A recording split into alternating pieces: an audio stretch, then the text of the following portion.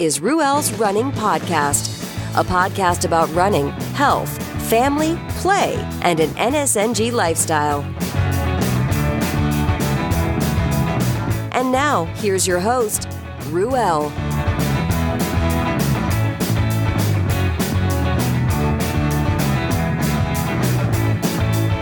Excuse me as I rock on. That's Went Away by Dorothy Lane. Dorothy Lane out of Martinez, California. That's out of the Cut and Dry album. Check them out at dorothylanemusic.com. Yeah.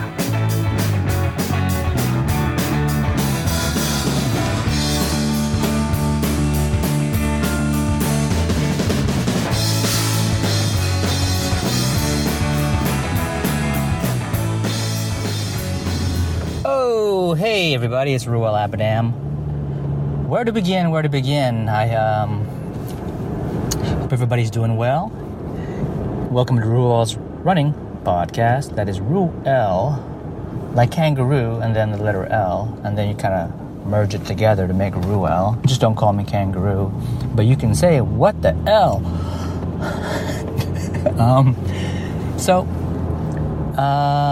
Return listeners, hello, welcome back.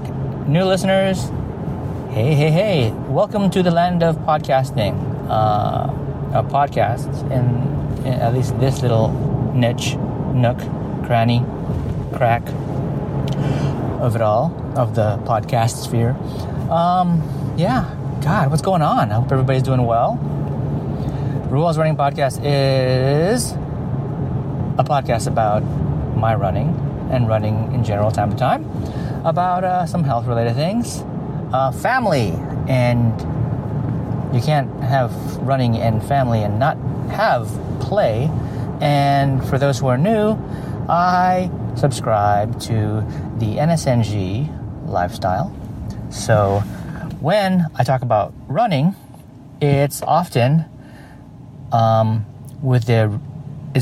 high-fat, low-carb approach, and as well as, as much as possible living. So that's how I maintain my nutrition and my health, using that way of eating, that sort of lifestyle. NSNG meaning no sugar, no grains.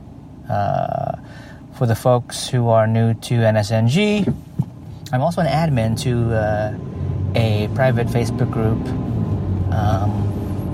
called the Vinnie Tortorich's No Sugar, No Grains Facebook group. And yep, that name, Vinnie Tortorich, if you look back in the archives of this podcast, he has been one of the early guests. I have yet to have him on a repeat times. Just, I want to just kind of do my thing, and I'll bring him back on when it makes sense to bring him back on. I've been on his a few times, the Fitness Confidential podcast, and I've also just blatantly broadcasted a copy of those that episode or those episodes on this podcast as a way to share. Yeah, that's this podcast. So what I like to do is start off with a few announcements. And clearly, I've had a lot of identity crisis as far as this podcast is concerned. And I've talked about minimizing the non-running chat on Ruel's Running Podcast, and have the non-run chat live somewhere else. But that somewhere else doesn't exist at the moment, and I got stuff to get off my chest. And so hopefully it's not too much of a problem that you're not getting strictly running related stuff, but I'll definitely make an effort to tune into the running part earlier and as often as I can. So, but there are definitely things that relate to running that are not running but should be talked about. So yeah. Anyways, in the past I've talked about I've had a little segment on what's cooking, and that's something that I still want to continue. And as it pertains to running, it goes like this: how I fuel and manage my nutrition outside of running impacts when I do go running. Does that make sense?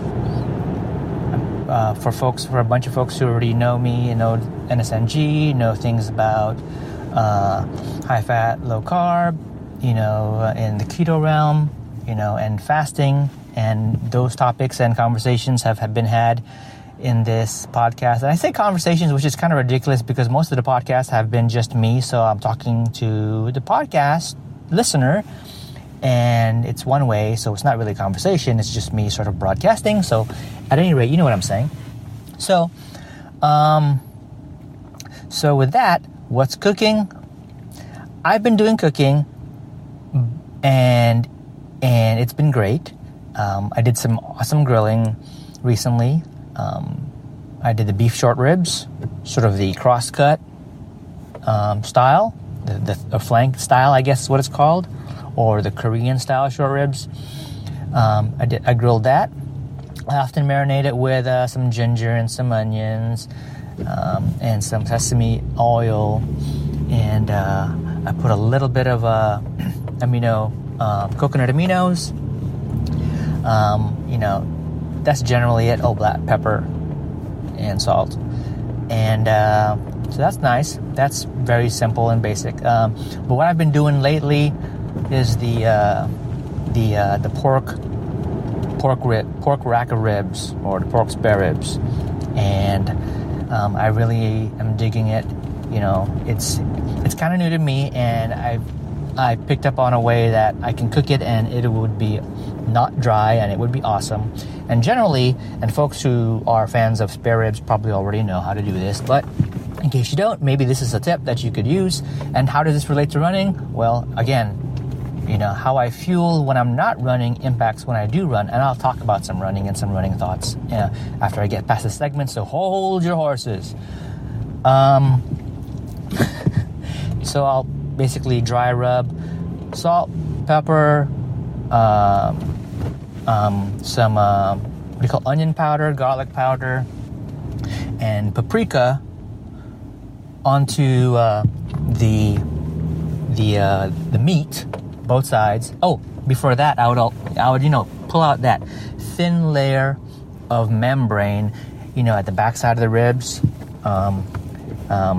So remove as much of a layer as possible. There's, it won't be perfect depending on the cut of the ribs. So I do that, and then I'll wrap it in tin foil, seal it really good, and when that's done, I'll generally have it rest for about 30 minutes and allow that dry rub to sort of marinate through. If it matters or not, I don't know, but I also like it to just sort of sit out on the counter, and just in case it's too cold, I want to settle down to closer to room temp. It's not going to be perfect, especially when you're in a hurry and you want to get food on the table. But let's say that's all done. I'll fire up the grill, the outdoor grill. It's a gas grill, and once it gets up pretty high, it'll get up to let's say 400, right? And I'll put the foil wrapped short ribs on the top grill section. It's a smaller sort of ledge of a grill. When you open up the lid, it's actually suspended within the lid of the grill. And I'll close the grill, and I'll try to control the temperature to bring it below 400, somewhere between 300 and 400, and I'll let that thing sort of bake through for about half an hour. And then, now let's say the half hour has gone by, and I've maintained somewhere between 300 and 400, closer to 400, I suppose. I'm pretty sure that the meat is cooked pretty good at that point, and what I'll do is I'll bring the ribs down onto the main grilling area, and I'll carefully, not to burn myself, peel out the foil. And what will happen is you may see a lot of juice, liquid from the meat having sort of bake within the foil, but that's okay. That stuff and the foil I end up just ditching it. And my main concern now is taking the unwrapped rack of ribs, and I'm going to put bone side, backside into the flame, and I'm going to char it a little bit because char is delicious and it looks awesome. And I'll char each side. I'll char the top side of the ribs last, and then I'll take it out and I'll put it on a cutting board or a platter, and I'll just let it rest for a little bit. And at this point, what you notice is the bone has sort of dried out on the exposed sections and thinned out a bit. You can see that it looks like the meat has been separating from some of the rib a bit on the edges. And guess what? When it's time to separate the ribs or carve the thing into riblets, the meat is juicy.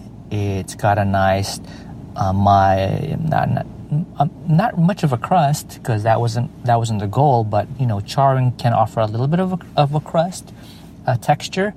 But the meat is moist. It's marinated, and it can be pulled off of the bone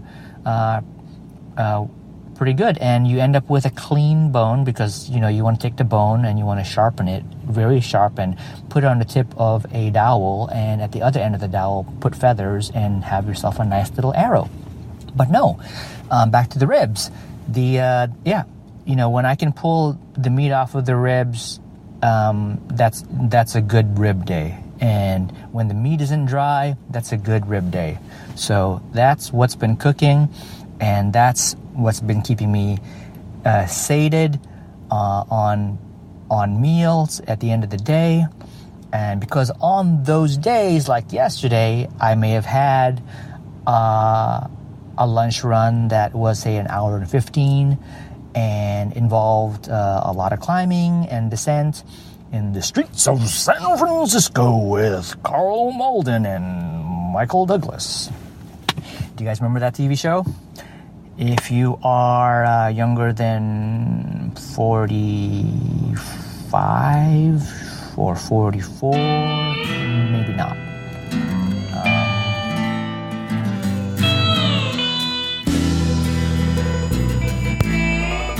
BeMighty.com.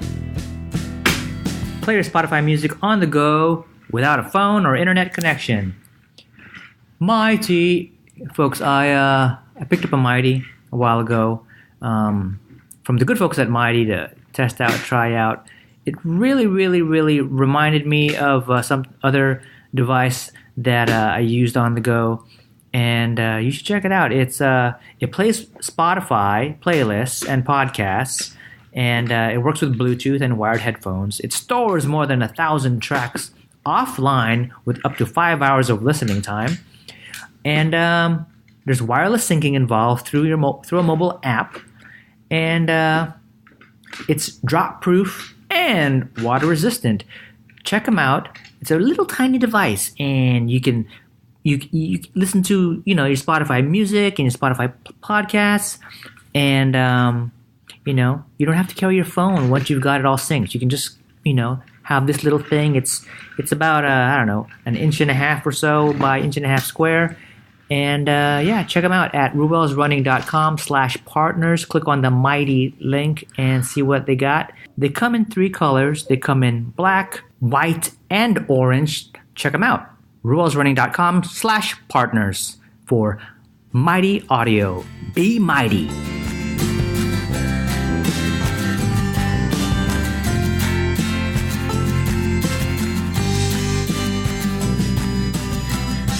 Who's Michael Douglas? If you've seen Ant-Man or Ant-Man and the Wasp, he is the dude who is the creator of the technology that makes Ant-Man and the Wasp shrink down to super duper tiny, itsy bitsy teeny weeny yellow polka dot bikini size. Michael Douglas. Right? And if you are not younger than the previously mentioned age range, Romancing the Stone. Am I correct? Yeah? God. Yeah, anyways. The streets of San Francisco. Awesome. Now, so as far as running, yeah, the other day I went out for a lunch run, and it is the first run coming back from a week of summer vacation with the family. And the family went out down to San Diego, Legoland, a beach, SeaWorld, and knowing full well that as I enjoyed that vacation, there wouldn't be any running involved, no push-ups, no sit-ups, no jump ropes, nothing. Just swimming, but not really swimming, just sort of being wet and getting a lot of sun. And we do keep the double stroller around. The kids are getting big, but and it probably seems ridiculous, but our yet-to-be 5-year-old, that means she's 4,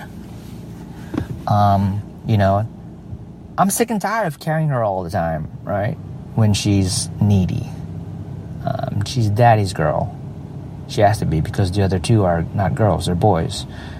And I like to not be carrying kids, so I'll put her on the stroller. It's a double stroller, so that means there's space for another, which means her older brother, the middle, gets to sit there, but not the bigger one, because he's 10 now.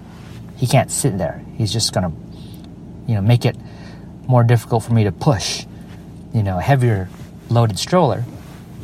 And since we're out and about in parks and stuff, the double wide stroller is a perfect place to keep extra clothes, in this day and age, everyone's got some metal water bottle. Everyone's got a metal water bottle but me. So we're a family of 5. I know folks have heard that I had 13 kids and all that, but all the other kids are just virtual somewhere. like those virtual pets. They're just called kids pets. Anyways, so cargo, and so here's how it pertains to running. I don't mind pushing a heavy stroller, especially at the time when it was kind of hot. It was like close to 90s, if not low 90s. But we were out on vacation and we wanted to enjoy the day. So the deal was bear the heat of the midday, and stay as cool as possible. And at some point, depending on which park we're at, we would take a break, head back to the hotel, do stuff, and then head back in the later part of the day when it's cooler. That way we know that we've spent as much time as we possibly bearably can, not waste our money, and enjoy as much of the park as possible. But here's the thing. It's a workout pushing bigger kids on a double wide loaded stroller with cargo, and that's okay, and it's such a workout that it's such a level of workout that I'm not used to spending a whole week day in, day out doing that stuff, and I could feel it on my lower back, some tightness. So, I'm getting a workout. So that's just family, and that's just play. So the vacation is over. Do miss the opportunity to be with the family on breaks like that, but now it's kind of life back to normal. Oops, sorry, Lonnie, that was your tagline. That slipped out. Didn't mean it. Folks, Lonnie Beecham, Restored Restoration out of Jefferson City, Missouri. He and I do a podcast called the Service Guys Podcast. Check that out. And for his business, Restored Restoration, he does all of these wonderful services that helps get your life back to normal. Water damage restoration, mold remediation, carpet cleaning, you name it, even dead animal cleanup, in case you happen to have dead animals crawl into the inside of your walls and nooks and crannies and stuff and die because they weren't smart, and then they start stinking up your house. And you can call Lonnie if you happen to be in the service areas around Jefferson City, Missouri, and all around those parts, and he can give you help you out. And if you happen to not be in a service area, but you have a problem, and you think God, I wish I had someone to talk to about these issues. Who can I talk to? You can reach out to Lonnie. Go to his website, restore-it-restoration.com, or you can find Restore It Restoration LLC on Facebook. You can message him. You could, call him and say, hey, I heard about you, Lonnie. Ruel was talking about you on his podcast, and he said, even though I'm not in your service area, but I had a question about an issue related to things that you deal with, that you might be able to help in a way, sort of like a consult. So you can do that. And anyways, life is back to normal. We're done with vacation, and I knew that I'd have to start getting back into have a level of run fitness, because I'm going to sign up for a trail 50K for the end of September called the Berkeley Trail Adventure. God, I hope that's still available for me to sign up for. And so that's what I want to do. And then in December, I've been talking to Tony Portera about that there's the Hunter S. Thompson Fear and Loathing Fat Ass in San Francisco early December. They have a 50K and 50 miler. That could be the first opportunity for me to try and tackle the 50-mile distance after a long break of sort of leaving that goal or objective kind of tucked away. But there is a time goal for that, and even though it's fat ass format, there will be some aid, but I need to somehow train and be faster for it if I want to have a level of success meeting the cutoffs. Because midway through, if I don't meet that cutoff, then I fall back to the 50K distance, and I don't know. I mean, really, if I don't meet the cutoff by a certain time and I fail off to the 50K, what if I just decide to just trudge on back the same way, the rest of the way? I don't know. But here's the thing. Here's more on running. So still in the first week back from vacation and back to work. And yesterday I thought about, well, you all don't know this, but I have a birthday coming up in August, and I'm going to be 45. And I know I don't sound like I'm 45. I know I sound like I'm 12, and I look at 2. An ugly 12-year-old. That's me. But I brought it up with my wife that I'm thinking I want to do a long run at the end of the month, and for my birthday. So it'll be my birthday run, and I can do these 8-mile loops from home. And I just need to start as early as I possibly can and want to, and do as many loops as I possibly can and want to. And who knows? Maybe I'll do as many loops to cover what my age will be, my new age, meaning 45. So now you guys are thinking, cool, 45 miles for your 45th birthday. Cool. Didn't you do something like that for your 40th? I did. Something like that, 40 or 41 or 42, I don't remember. So if I do that, then I will basically up my longest distance. But then there are folks who listen and know that I've cared about trying to accomplish the 50-mile distance in the past, and why are you just stopping at, why are you thinking 45, and why don't you just do 50? Well, because I like the idea of doing 45 at 45. It's not. But saying doing 50 at 45 doesn't have a good ring to it. But I thought about it, The first goal is to see if I can get to my age in distance.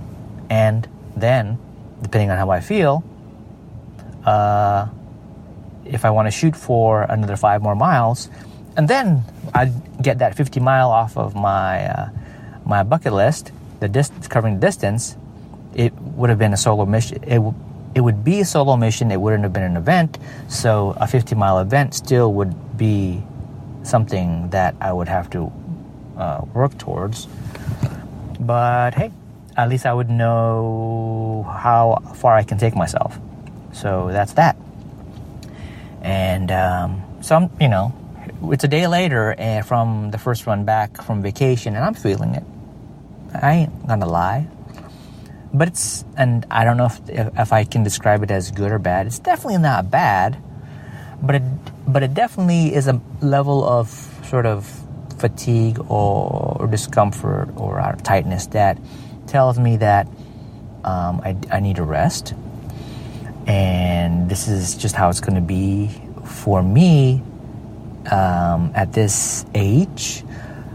And who knows, maybe it'll be different if I tighten up my nutrition, but not bad. I've been in worse condition and shape when I was like 10 years younger, so not too bad. So I do need to implement some other things. I think it would make sense for me to do a level of strength training and other things, and some recovery exercises like going back to the bike. I won't, and even though I feel a level of fatigue today, I didn't bring any gear for a run. But I'm thinking I might just go for a very brisk walk on some of the same hills on the streets of San Francisco. And yeah, that is what's going on. And I mentioned Tony Portera earlier, and he and I are working on a podcast, the Ultra Diner podcast. It's we're working on having guests on. If you are a ultra runner listening to this silly show and you want another podcast to listen to, or a podcast to be a part of, as a guest, reach out to me, or reach out to Tony Portera if you know him, and a lot of people know him. So yeah, the Ultra Diner is what I dub the greasy spoon of ultra running. It's a place where folks in the ultra running who participate in ultra running and the community of ultra running, we can just hang out and chat about things going on in their world and what they've been up to, accomplishing, or what they're about to do. And along the way, hopefully come up with some tips for the listeners, because, there was a point in time when I was interested in doing ultra distances, and I still am, but I wanted to hear information that could tell me things like, how do I train for a 50 mile or a 50K? How do I approach nutrition? How do I approach fueling if I implement a higher fat, low carb way of eating? Things like that. Or how do you take a leak when you're out on the trail? Or how do you handle dealing with a rattlesnake that you come across who's panhandling on the sidewalk? Or something like that, So, and it's so early on that it's as a podcast, we need to get into our groove, and same with every new podcast and every new pairing of hosts. There's working through it. I've worked with Lonnie before. He's guested many times on this podcast, and I've worked with Tony before. He's guested many times on this podcast as well. Things like the Hey Lonnie episodes or the Hey Tony episodes. So yeah, that stuff I miss. I'm gonna have to bring that back. But yeah, so that's what I got. That's it. So a little bit about vacation, a bit about my running, a bit about the couple of other podcasts that are out there. And with that, I'm Ruel Abadam signing out. I gotta go do what I gotta do. Damn it, I gotta get some coffee. Okay, I gotta go. Okay, folks, just want to say thanks for listening. Be sure to follow Ruel's Running on Instagram, Facebook, and Twitter. Say hi. If you have any questions, comments, feedback, I'd love to hear it. I don't often ask for it, but this podcast hasn't received a rating and review on iTunes or Apple Podcasts in quite a while. And would be nice to have somebody go in there and say they want to kick my balls and give me 5 stars. I would greatly appreciate it. So someone do that. Awesome. Now go out, hug your family, hug your friends, eat something delicious, and go run something. Bye. Thanks for listening to Ruel's Running Podcast with Ruel. If you like what you just heard, share it with your friends and your enemies. Also, be sure to check out the site over at ruelsrunning.com. This has been another Coffee with Heavy Cream production. Join us next time for another silly show of Ruel's Running Podcast.